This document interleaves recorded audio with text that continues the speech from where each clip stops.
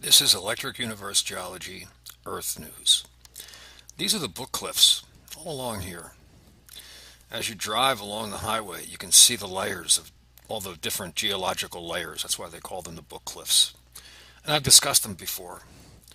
There's four, just in this general region of Utah, Colorado, and Wyoming, there's 4 trillion barrels of oil and 800 million tons of coal. The coal's actually in the book cliffs, this fairly smaller area than where all the oil is. I'll show you a picture down here. This is Mount Garfield. I'll go to a photograph of that right now. This is Mount Garfield. It's the sort of a southeast corner of the book cliffs. Farther south, there's still a little bit of stuff to the east of this, but it's the southernmost point pretty much.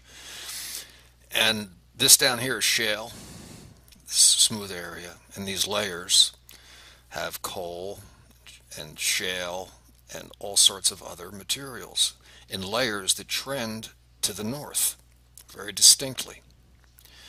I drove by here in 2008 and I saw all these patterns and I thought they looked electrical. And I said to myself, someday you might understand this stuff. Many years later, I think I'm starting to, but it's still a work in progress. These areas are interesting right here. Let me zoom in a little bit. This stuff doesn't make a lot of sense because there's no water available to erode this. What I think happened is that electricity came along and took off the southern end of this formation, and it affected the southern end of many of these formations going north. And it ripped it out, made dust out of it, and in some cases molten dust, and then the dust blew downwind and covered areas with either dirt or molten dirt. This is east of Mount Garfield. It's by Palisades.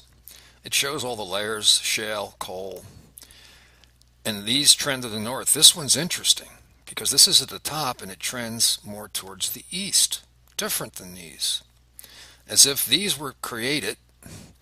This is sitting up on top, just dry, just above a flood, a massive flood. This is where the Colorado, Green River, and Gunnison Rivers all come together. And this seems to be a different direction, but it does seem to have shale and coal in it. So it looks like the wind was blowing from right to left here, and from the camera, away from the camera here. Maybe the case, maybe not, but I can't think of any other explanation. The idea of this folding like this, of the entire area folding up so that the southern end lifts up, but then on the very top, the left-hand side lifts up. That doesn't make any sense to me. It doesn't seem logical. It seems incredibly illogical. My thinking now is that the vortex over 4 corners and the ability to remove material swept through here, eating into this side and removing much of the area underneath of the formations. This could be fluvial erosion, but I think it might be electrical.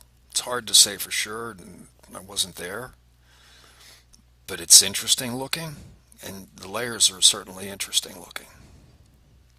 This is looking pretty much straight down from an airplane, and you can see the removal of material. Again, could be electrical, could be fluvial. It's hard to say for sure. This is now looking towards the southwest. You can see that the formations trend to the left, and these are the flat areas on the top, and these are the cliffs. So it looks different when you look in the opposite direction. There's a pass with a small dirt road going through it. And at the very, very top of the pass, you find this. This looks like it was melted, and this looks like it didn't get melted nearly as much. So this was able to erode, and this wasn't able to erode. And then back here you have stuff that looks burnt, as if something came through from south to north. To the right would be south, to the left would be north. Something came through and seems to have burned this and melted this.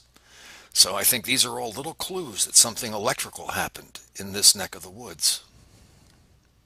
This is a slightly different angle showing the thickness of the melted material and the darkness of whatever it was that did this. I think it was probably something with heat.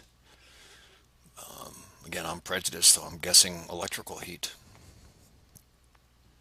This is a shot that I showed earlier. It's north of Price, Utah, and it shows the layers of coal and shale and all the other different types of minerals.